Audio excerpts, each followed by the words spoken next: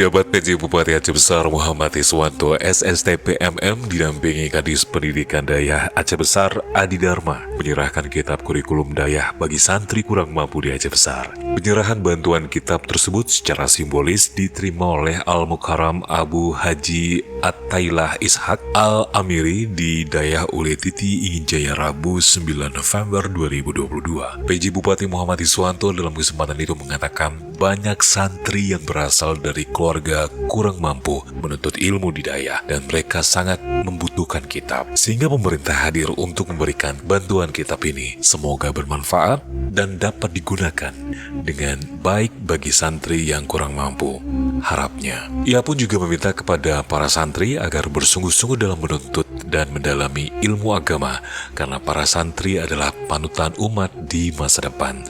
Di akhir acara, Abu Ule Titi juga mendoakan secara khusus kepada PJ Bupati Aceh Besar Muhammad Iswanto agar diberikan kesehatan dan kekuatan, petunjuk dan perlindungan Allah Subhanahu wa Ta'ala untuk menjalankan tugas-tugasnya, memimpin dan melayani rakyat Aceh Besar. Amin ya Rabbal Alamin.